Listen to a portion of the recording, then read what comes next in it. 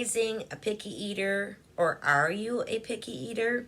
Hi, I'm Sandra with Butterflies and Angels, and two of my three children were very picky eaters. So years and years ago, I wrote this story for them to teach them the importance of eating right. It's called Spaghetti Eddie, and I thought it would be fun this time to actually read you the story. This way you can decide whether you like it well enough to order it and read it to your child 3 to 5 times every single night. So without further ado, I'm going to read to you Spaghetti Eddie, and you got to excuse me while I get my glasses on because I'm becoming an old lady and I can't see well enough with just my contacts to read to you. Okay, so we got Spaghetti Eddie here. Snuggle in and get ready. Edward has always been a very picky eater. His mother went crazy trying to get him to try new foods. They used to have terrible fuss over every single meal. Finally, Mother was so tired of it all, she started fixing him whatever he wanted to eat. For a while, this seemed to work for everyone. Edward was happy and eating. Mother was able to enjoy mealtime again. Then one day, Edward had spaghetti for supper. It tasted so good he ate until his tummy hurt.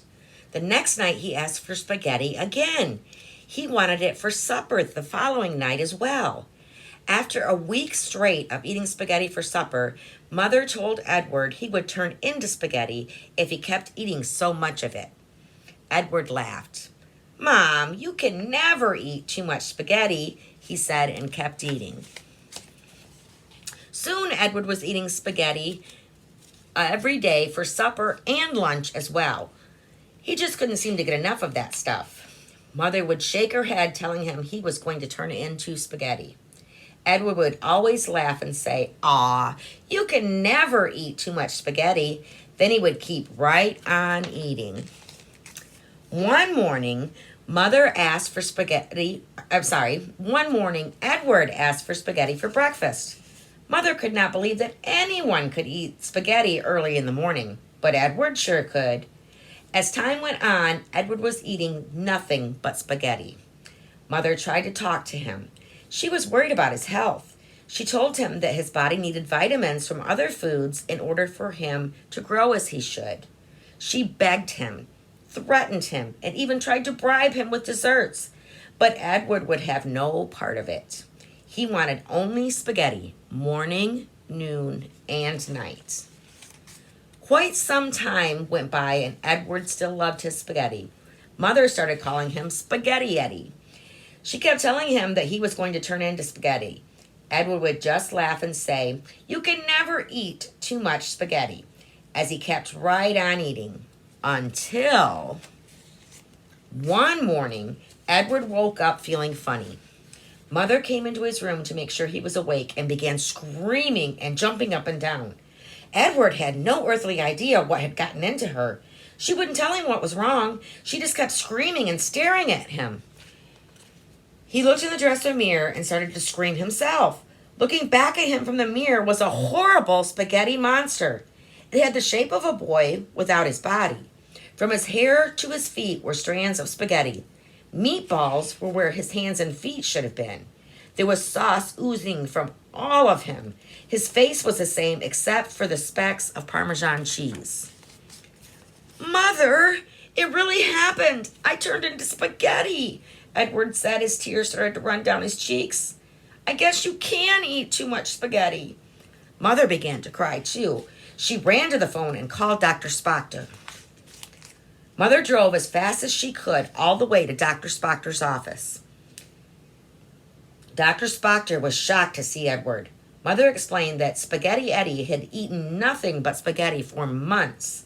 Dr. Spoctor scratched his chin and thought. He looked through all his medical books and he called a meeting with every doctor in town. No one had ever seen a boy turn into a spaghetti monster before. They ran tests on Edward. He was in the hospital for a whole 2 days. Finally, the doctors told him what was wrong with him. He had pickyeaterosis along with a bad case of spaghettyitis. This was all caused from not eating enough of the right kinds of foods. Edward had only made things worse by filling his body with too much spaghetti. For the next 3 months, he could not eat spaghetti at all. Every day, he had to try at least one new food. Plus, he needed to eat something from each of the 4 food groups with every single meal. Spaghetti Eddie tried very hard to follow the doctor's orders. After all, he didn't want to be a spaghetti monster for the rest of his life. He couldn't play with any of his friends. They were all afraid of him. The teacher wouldn't allow him in class. His oozing sauce made too big of a mess. He was very bored and very lonely. At first, it was very hard not to eat spaghetti, but he really did like blueberry pancakes. He had never tried them before becoming a spaghetti monster. Milk washes pancakes down nicely, too. Grilled cheese and chicken noodle soup, followed by an apple, became his favorite lunch. Mother would only allow him to eat it twice a week, though. She didn't want him to become a soup sandwich monster next. Edward soon learned that there was a lot of food that he really liked. He even liked some things better than spaghetti. But he did eat corn on the cob. He still didn't like Brussels sprouts, but he did eat the corn on the cob. And Mother put cheese on his green beans, and he mixed his peas in with his mashed potatoes. I still can't get my kids to eat peas. He had learned that eating vegetables was very important, even if he had to trick himself into eating them. He had learned the hard way that eating right is very important. Slowly, he started looking less and less like spaghetti and more like a boy again. He woke up one morning and his feet had returned. The next day, his legs appeared. By the end of the 3 months, he was no longer a spaghetti monster. He was a boy again, a boy that only ate spaghetti once in a while. I hope you like this story, and I hope that if you do have a picky eater that you will order it and read it to them, because it really did help with my kids. And again, it is available on Amazon. It's available in Kindle form or paperback form. So I thank you so much for watching. Once again, I'm Sandra Bale with Butterflies and Angels. Have a wonderful night.